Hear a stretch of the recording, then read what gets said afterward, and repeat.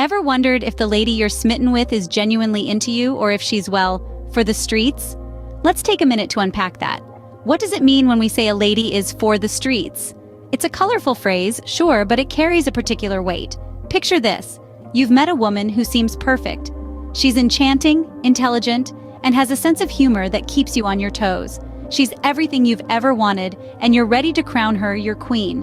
But over time, you start to notice something. She seems to have a love for the nightlife that surpasses your own. She's always the life of the party, the belle of the ball, the last one to leave, and the first one to hit the next spot. It's like she thrives on the buzz, the energy, the chaos of it all. And slowly, you start to wonder if she's more interested in the thrill of the streets than in the quiet comfort of a committed relationship with you. You see, when we say a lady is for the streets, we're talking about a woman who prioritizes the excitement of the nightlife, the parties, the socializing, over the stability and intimacy of a one-on-one relationship. It's not about judgment, but about compatibility. If you're looking for a partner who's ready to settle down and build a life together, a woman for the streets might not be the best fit. And it's important to remember, if she ain't crowning you, she's downing you. If she's not making you feel like the most important person in her life, if she's not prioritizing you over the allure of the streets, then maybe she's not the queen you thought she was. So, how do you tell if she's really into you or if she's for the streets? Let's dive right in. First things first, if she's always choosing parties over time with you, that's a red flag. This might seem harsh, but it's important to recognize the signs when someone is not fully committed to the relationship. Now let's delve into this. Imagine you're dating a woman. Let's call her Jane Doe. Jane is vivacious, full of life, and always the life of the party. Now everyone loves a good party, right? But what if Jane is always at parties, every weekend, and sometimes even weekdays?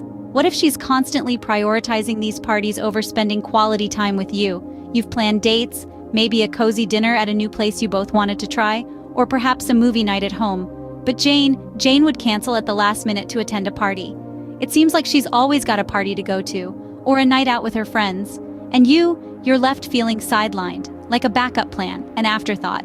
This isn't about being controlling or wanting to keep her all to yourself. It's about balance. A healthy relationship thrives on quality time spent together, on shared experiences and memories, not just parties and nights out. And if she's always choosing the latter over you, that's a clear indication that she may not be as committed to the relationship as you are. It's also not about being antisocial or against having fun. We all need our own space, our own friends, and our own activities. But when these activities consistently take priority over the relationship, it's time to ask some serious questions. Is this a relationship where both parties are equally invested? Are your needs and desires being considered?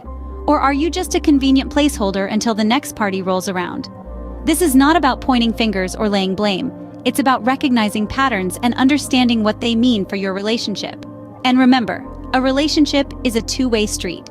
It requires effort and commitment from both parties. So, if you find yourself constantly playing second fiddle to parties and nights out, it's time to have a serious conversation. Remember, if she ain't crowning you, she's downing you. Next up, is she always on her phone even when she's with you? Picture this. You're out on a date, at a fancy Italian restaurant, candlelit ambiance, the works. You've been rehearsing your best jokes all day, hoping to make her laugh. But as soon as the waiter brings the bruschetta, her phone lights up and her attention is instantly diverted. Now, we all know the importance of staying connected in today's digital world. But when you're sitting across from her, pouring your heart out about your favorite childhood memory, and she's engrossed in her phone, it's a bit disheartening, isn't it? Let's delve into the story of Jake, a man who was in a relationship where he felt more like an audience to his girlfriend's phone than a partner. Jake would spend hours planning the perfect date, only to find his girlfriend, Sarah, more interested in her virtual world. Her eyes were always glued to her screen, fingers tapping away, as she texted other people or scrolled through social media feeds. This constant phone use not only put a damper on their dates, but also created an emotional distance between them. It's not about being overly possessive or controlling. It's about respect and being present in the moment.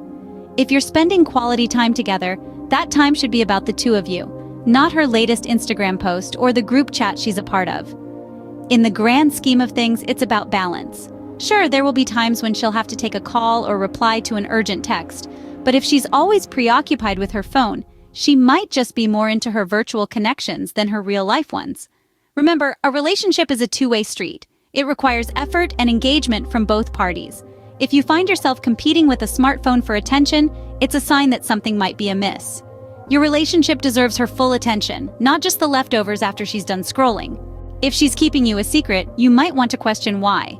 Now, let's dive into another scenario that might raise some eyebrows. Imagine you've been seeing this woman for a good while now. Let's say 6 months.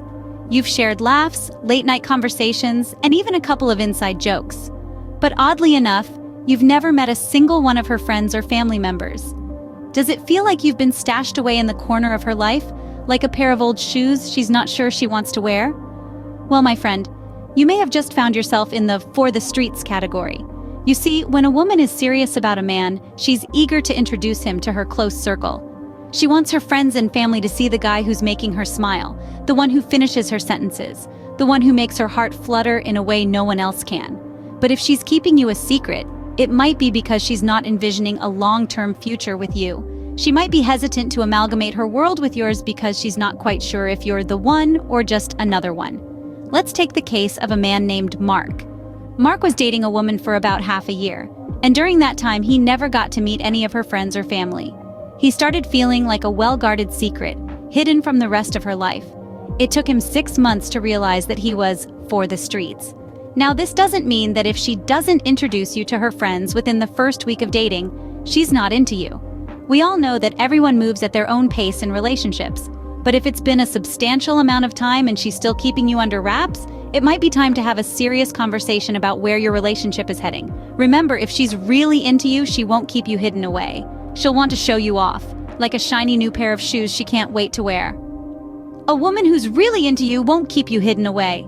At the end of the day, trust your instincts when it comes to your relationship.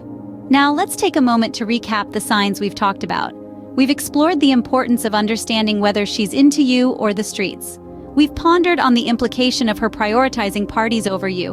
We've questioned the significance of her constant phone use and the mystery of you being kept a secret in her life.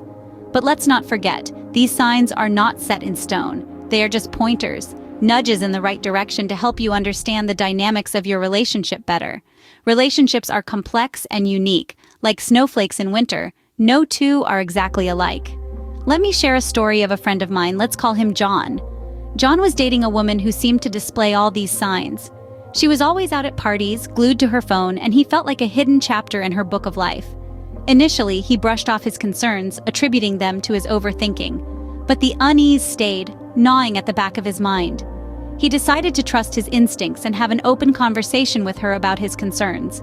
It was a difficult conversation, but it led to clarity. They realized they were on different pages of life. She was not ready for the kind of commitment John was looking for. In the end, they parted ways. John took some time to heal, and then, trusting his instincts again, he met another woman. This time, he felt valued, cherished, and most importantly, crowned, not downed. This anecdote underscores the importance of open communication and trusting one's instincts in a relationship. It's okay to question, to have doubts, and to seek answers. It's okay to walk away if a relationship doesn't feel right. Remember, if she ain't crowning you, she's downing you.